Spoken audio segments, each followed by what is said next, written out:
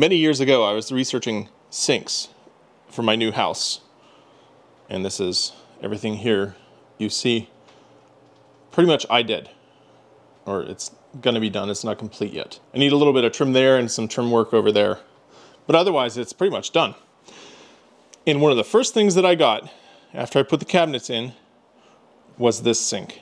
I was researching sinks, and through that research I found of this company Ruvati, and they make something called a ledge sink.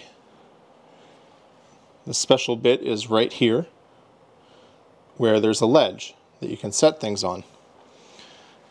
And for example, there's a wire rack here that you can set pans on and scrub them clean at a comfortable waist height instead of bending down to the bottom of the sink. If you wanted to, you could still wash this in the bottom of the sink and notice that it fits, no problem. Even my largest pans and cutting boards fit in the bottom of the sink, no problem. So I can clean and rinse everything very efficiently. Not only can you put racks in it, but you can also put cutting boards in it. So now imagine if you're doing all of your, messy chicken that you just open the bag, you could do it right here. If it drips over, so what? It just drips into the sink, you wash the sink, no harm, no foul.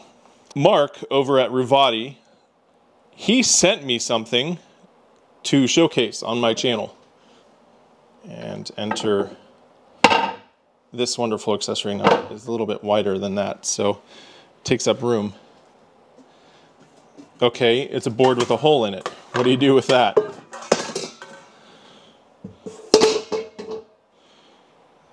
Boom. Now you have a very deep, wide bowl to do your mixing in. And you see we have some scratches there. My wife loves to do mashed potatoes in this.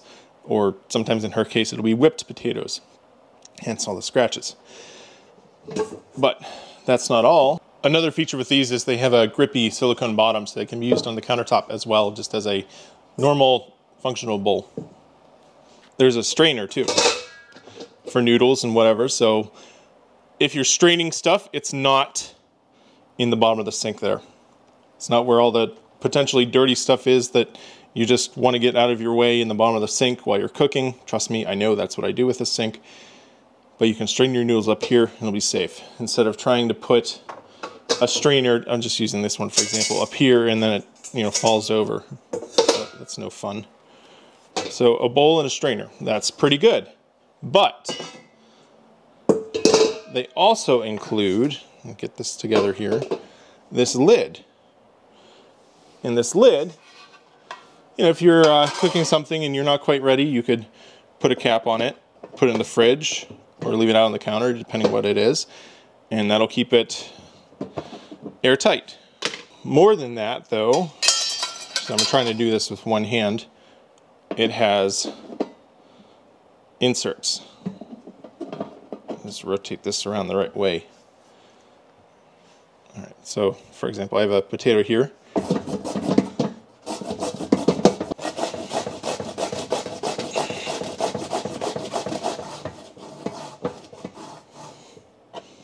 Okay, notice I did that with one hand. Just a little bit of extra stuff around there, but that can just go right in. Ta-da, potatoes for hash browns. Of course, you could use that for other things like carrots, and there's a smaller grate. Sorry, I don't know what size grates these are, if you could define a size. And then there's also a slicing attachment for this. So all in all, I think this is a fantastic accessory for this sink. There's a lot of options here, so say I wanted to actually rinse those. Right, I could have just done them in this in the first place, or since hash browns typically you want to rinse off all the starch, you can rinse and then drain. And since you're here, welcome to my cooking channel. Today we're making hash browns. This is 1 medium to large russet potato. That's 3 tablespoons of butter, and it's set on medium high.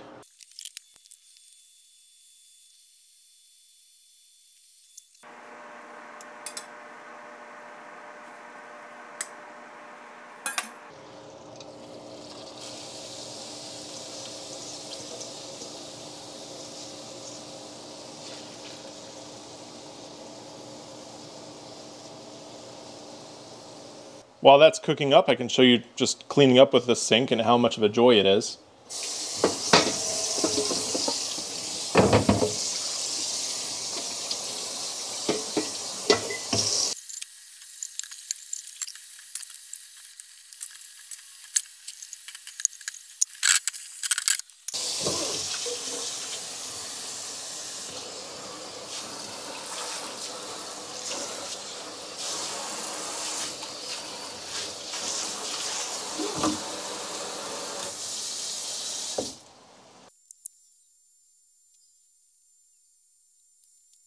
I see a little bit of browning there, and there, and there, and here on the sides. So now I know it's time to flip this.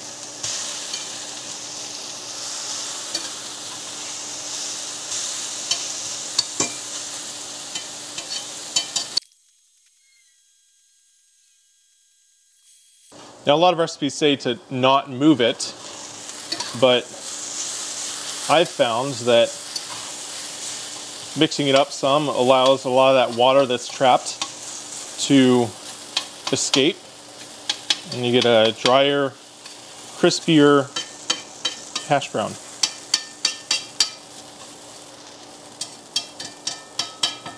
We're going to do that once or twice more, and then it'll be done.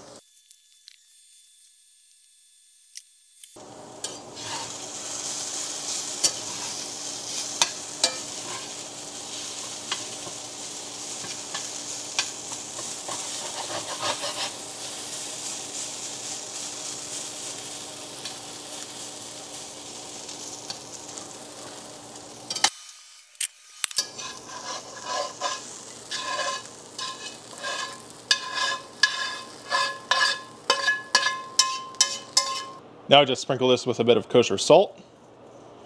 I like a lot of salt. And dig right in.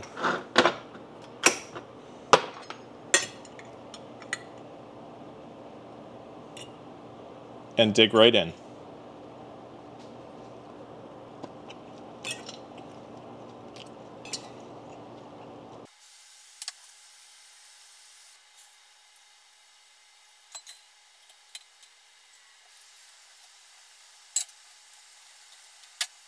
So there's links in the description for, all of this stuff. Buying from those links doesn't cost you anything extra. It helps me out. I get a little bit of a commission from the sale, and I very highly recommend these accessories for this sink. Like, comment, subscribe. See you guys around. Bye.